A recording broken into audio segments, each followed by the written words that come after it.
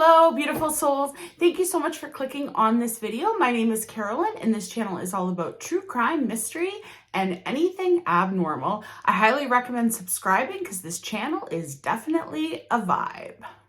I just want to say thank you to all my returning subscribers. You guys absolutely mean the world to me, and I really appreciate you guys coming back, watching every video, commenting, liking, and all those wonderful things you do.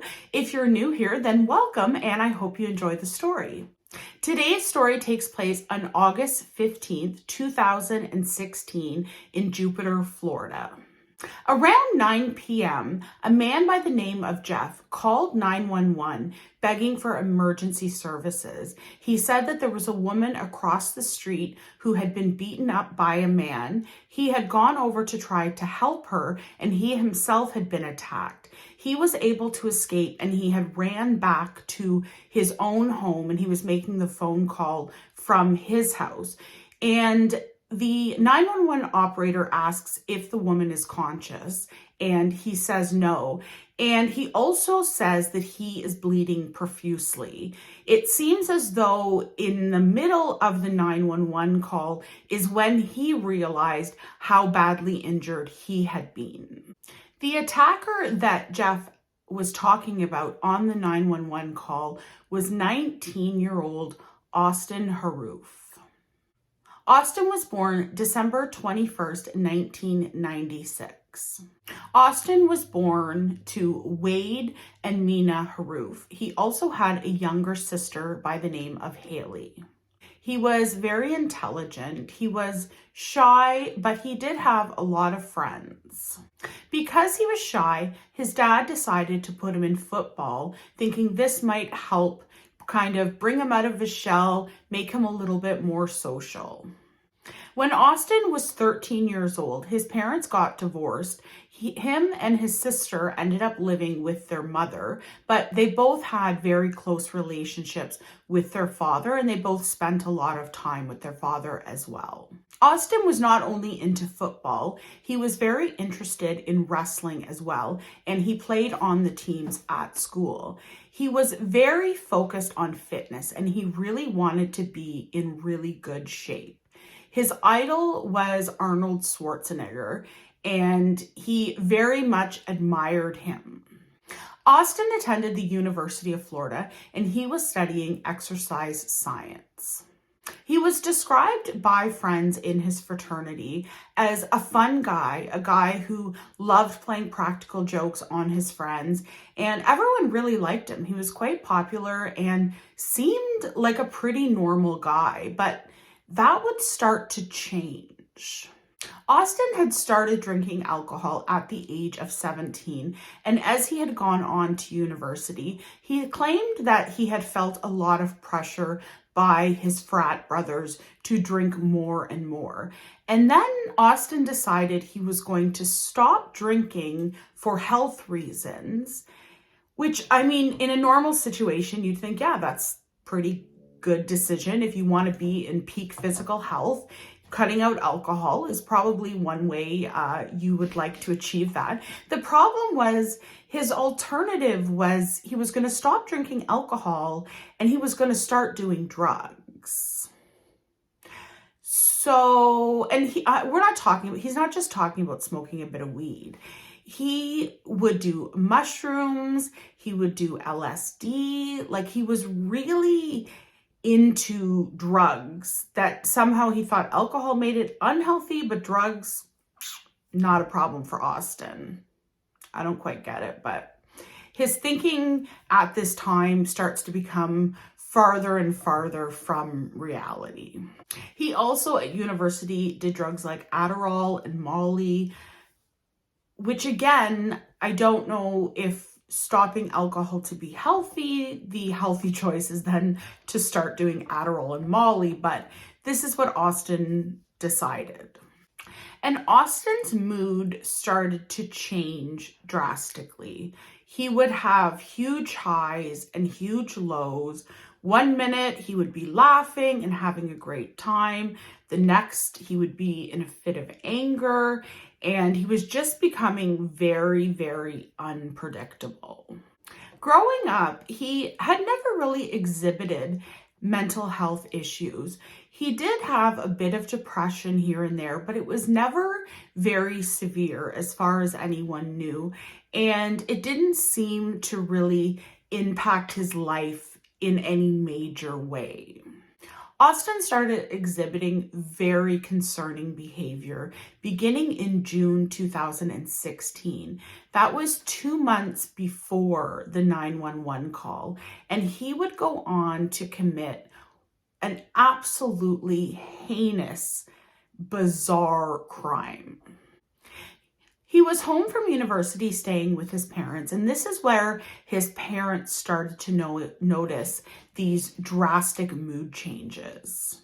Austin was also a YouTuber, and he wanted to become a rapper. His rap name was going to be Austy Frosty.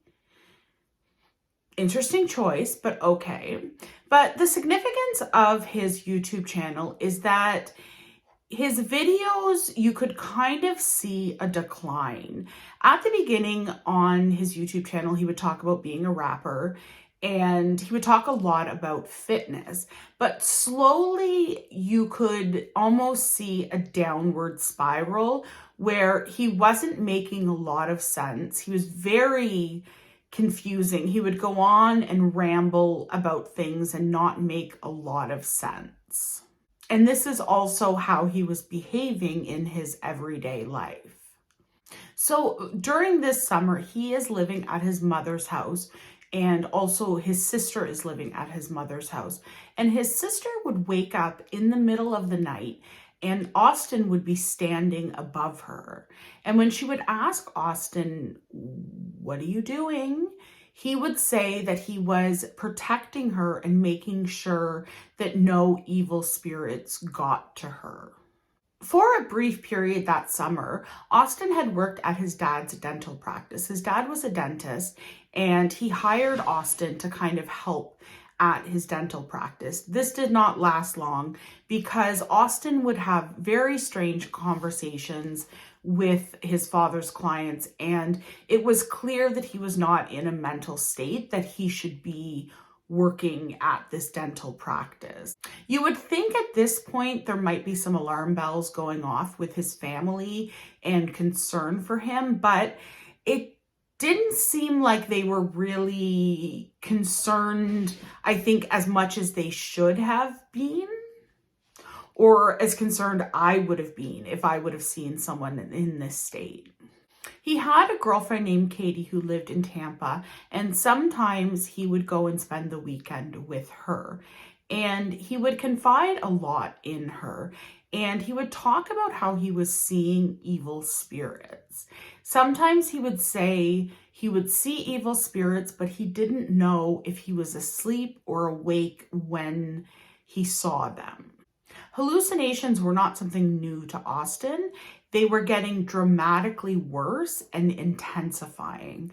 And again, if he is having hallucinations, why no one is recommending him go to a doctor, I'm not sure. He started studying different religions and philosophies, and he wanted to be the new Gandhi. He wanted to be the new Martin Luther King. He wanted to be the new Jesus. He was convinced that people were going to start worshiping him. Again, very concerning. This boy needs help, but nobody's picking up on it. He also sometimes would believe that he was half dog, half human, and a lot of his friends started distancing themselves from Austin because they were afraid of him. He hadn't made any threats or done anything violent towards them, but his thinking was so distorted that they were uncomfortable being around him. He also started to believe that he had superpowers. And this sort of decline of Austin, it happened very quickly. It's believed that all of this kind of spiraled out of control in June and July that then leads to the event in August. He became afraid of the dark and thought that evil spirits could get him if he was in the dark. He also started sleeping with his dog because he thought that the dog could protect him from evil spirits. Like, this boy really needs help, and nobody's doing anything about it. He then started collecting business cards, and he believed that anyone's business card that he collected, he would be able to protect those people from evil spirits. So he would collect business cards from anyone, strangers. It didn't have to be people he knew. He was just trying to collect as many business cards as he could because he thought this would somehow protect these people. He then did a complete flip the switch, and he started ripping up all the business cards, thinking that the business cards were bringing evil spirits to him. And Austin is 19 years old. I'm not a doctor, I'm not a psychiatrist, but if you know anything about schizophrenia comes out at this exact age. It's usually late teens, early 20s when people start exhibiting schizophrenia. And I'm by no means a doctor able to diagnose him, but the fact that his family is seeing all of these behaviors, these were not things that were a secret. Like, his family knew everything that was going on, but nobody thought to take him to a doctor. And if they had, 2 people would probably still be alive. His girlfriend Katie started getting really concerned because she was getting these absolutely bizarre text messages. Sometimes he would text her saying that he was going to make the impossible happen, but there was no explanation. Then he would be talking about evil spirits and people that were after him. He also texted her saying he thought he was going crazy and that he wasn't sleeping, because at this point, Austin was going multiple nights in a row with no sleep. After he would text her that he was crazy, the next day he would then text her saying, "I'm not crazy, I'm just evolving." Like, nothing he was saying was making any sense. He was also talking in different accents at this time. So randomly he would talk to his family in, I don't know, an Australian accent, then a French accent. Like, he just kept speaking in different accents. The Friday before the attack, he decided that he was no longer going to do any drugs. He hadn't been doing many drugs through the summer that he was staying with his parents. As I had mentioned earlier, he was doing drugs, but that was more when he was at school. But the Friday before the attack, he decides he's going to get rid of every single drug that he has, and he's going to live a pure life. And he became obsessed with this idea of purity. 4 days before the attack, he made a YouTube video, and it was just gibberish. Like, it made absolutely no sense. I watched it. I don't even know what he was even talking about. He was so incoherent and desperately in need of help. And then this is so unbelievably bizarre to me. The day before the attack, his father, who knew all of this was going on with Austin, everything I'm telling you, the family knew about all of this. They were living with him. They were spending time with him. They knew how unhinged he was becoming. The day before the attack, the father, you would think, would take him to the doctor. No, the father took him to a gun show. The day before this attack, he took his completely out of his mind son to a gun show and bought him a knife, which he would later go on to use. So on the morning of the attack, Austin and his dad had gone on a hike for about 3 or 4 hours. During this hike, Austin is convinced that he is half dog, half human. And they're just going for a hike. No consideration of maybe medical attention. They just went for a hike. So they went for a hike and then they went back to Austin's dad's house. Austin then wanted the keys to the car, and his dad told him, "I'm not giving you the keys to the car until you take a Xanax." So you know your son believes, or he's at least telling you, he thinks he's half a dog, half a human, and you think maybe car keys, but just, pop a Xanax first and then you could have them. And Austin is still on his purity plan where he won't take any drugs, any medication, nothing. So what Austin starts doing is jumping on the hood of the car and then the roof of the car. And he is just jumping up and down on the car, demanding the keys to the car.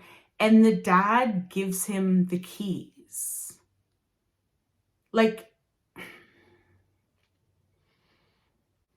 So Austin leaves in the car. He goes and visits some of his frat brothers. And the whole time he was there, he basically was just rambling nonsense, telling them how he was godlike. And eventually they get kind of weirded out by the whole situation, and Austin ends up leaving. So then that evening, Austin, his father, his father's girlfriend, and his friend Sam all go out for dinner. Austin is acting extremely erratic at the restaurant. He ends up storming out of the restaurant and he runs to his mother's house. He gets to his mother's house and he is not in a good state at all. And so the mother actually ends up speaking with the father at the restaurant, saying he ordered food, his food is here waiting for him, and Austin is at her house saying he's really hungry. So the mother is like, well, why don't you go back to the restaurant? Which Austin does, but before he leaves his mother's house, he picks up a bottle of cooking oil and chugs it, and then turns around and walks out the door. Why no one is trying to somehow contain him? I would be calling the police at this point. If this would me, I would be calling saying my son is clearly exhibiting signs of insanity and he needs help. But he just goes back to the restaurant. He gets back to the restaurant. He's acting very erratic. He almost punches his dad in the face, and then he leaves the restaurant again. At this point, Austin is just running down the street, staring at the stars. He's claiming he's staring at stars, and that's why he's running down the street. He runs into what he calls a shadowy figure with a white face, but it was actually a family friend. This was someone that Austin knew, and he ran screaming from this family friend, thinking that he was some type of evil spirit that was trying to get Austin. At this time, Michelle Mishcon and John Stevens are sitting in their garage. They are a retired couple who has tons and tons of friends. Everyone absolutely loves them. They were enjoying their retirement, and they had actually turned their garage almost into an outdoor living room. It sounds really cool. So what they did was they had set up a TV in the garage, and they had chairs and couches and a fridge where they would just go and have a few beers and watch TV. And they would invite any neighbors that wanted to just come by and hang out with them. And it just seemed like a kind of cool place to have in your neighborhood. And they were absolutely lovely, amazing people. So they're just sitting in their garage, having a couple beers, relaxing, not concerned about anything. They're just enjoying their evening. Austin is running down the street that they live on, and he can see the light on in their garage. So he runs towards their garage. As soon as he gets to the garage, Michelle starts screaming, and Austin is convinced that she is a witch, and he attacks her. John, who had been in the house at the time, comes running out into the garage. Austin has a knife that his father bought him the day before at a gun show, and he is attacking Michelle. He then begins starting to attack John. So Jeff, the neighbor, hears all of this screaming coming from outside, and he runs across the street, and he can see that someone is attacking Michelle. So he is going to try to help her. But when he gets there, Austin then attacks Jeff, the neighbor, and he ends up getting stabbed, and he runs into their house, out their front door, and back to his own house to call 911, which was the 911 call that we talked about at the front, the beginning of the video. At the front of the video? The beginning of the video. So when police arrive, Michelle is already deceased. John is laying on the driveway. Austin is on top of John. He has him in a bear hug, and Austin is biting off pieces of John's face. He's also growling and grunting. He's biting through his chest and just like biting off chunks of this poor man and spitting them out. And the police at first pull out their guns and try to say, we're going to shoot you if you don't get off him. But Austin doesn't seem to even be aware of what's going on. And the police, because Austin is on top of him, the police really don't have a shot that they could hit Austin and not end up hitting John, who's underneath him. So then they start tasering him. And the police described this as almost having superhuman strength, because they're tasing him and he's having no reaction at all. And they're kind of a little bit confused. And at first they start to think that he must be on drugs. Then they have a canine dog attack him. The dog is like bitten on his arm, trying to pull him off. And nothing that anyone is doing is stopping or even slowing Austin down. The police officers then decide they start kicking Austin in the face, because what they're trying to do is get Austin off of the man underneath him that he is literally eating. Finally, police are able to get a handcuff on one of his wrists, and it takes all of the officers and the canine dog just to get him off of John.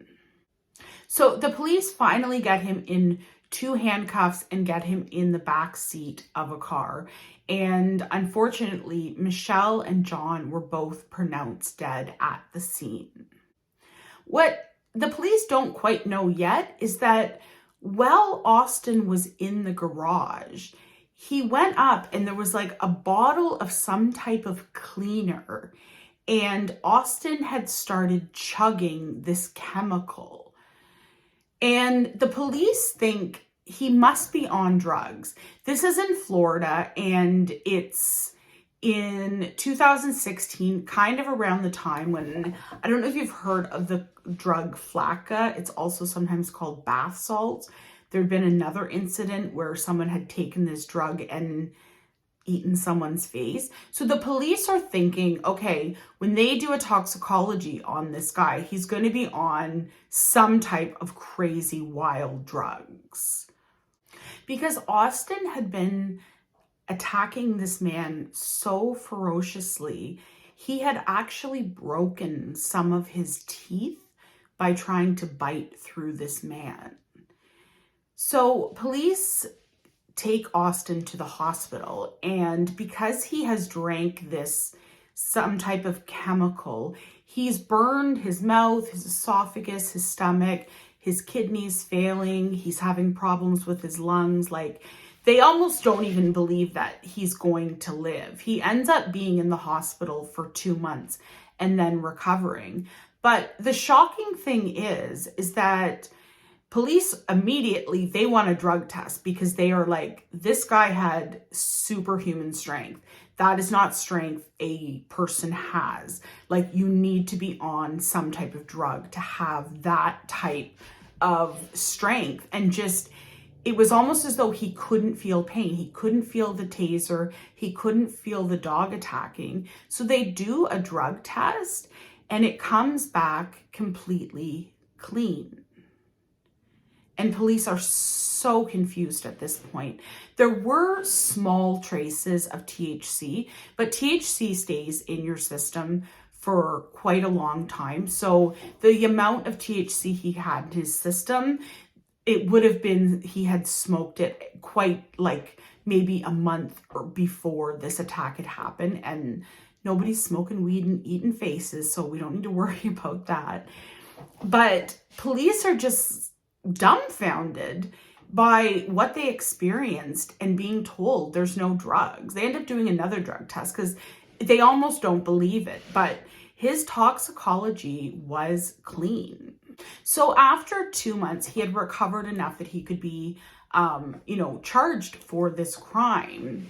So the very first thing that everyone wants is a psych evaluation. His defense wants a psych evaluation. The prosecution wants a psych evaluation. And all the doctors that saw him said he had a psychotic break and that he was schizophrenic. And even the prosecutors, they hire a bunch of doctors to examine him, and everybody says, yes, this guy, he had a psychotic break and he was legally insane at the time that he did this. At the time this happened, Austin had no criminal record and he had no mental health history. Now, the months leading up to it, he sure did, but he had never actually been seen by a doctor.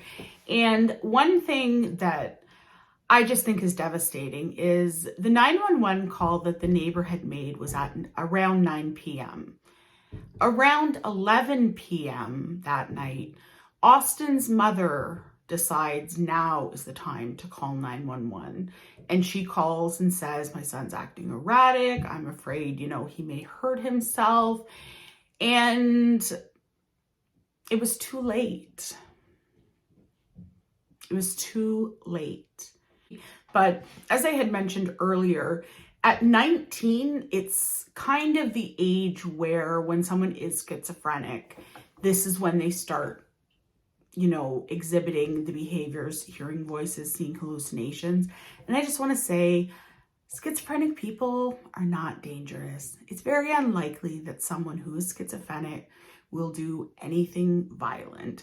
But in this situation, he was schizophrenic and had had a psychotic break. Austin himself says he has very little memory of the attack. He expresses that he has extreme guilt. He feels absolutely horrible. And he was not guilty by reason of insanity. He is in a mental institution. And even though he's found not guilty by reason of insanity and sent to a mental institution, during the sentencing, the family members of Michelle and John get up to speak. And it was really sad because some of the family members of the victim spoke at his sentencing. Even though he's being sent to a mental institution, he still gets sentenced by a judge.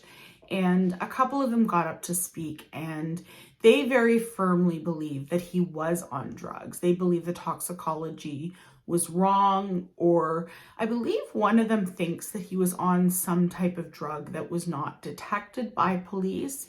But it's really hard when you have someone found insane, so they go to a hospital instead of a prison. And I do think if someone is insane at the time of the crime, they should be in a hospital. I don't believe that they should be in a prison.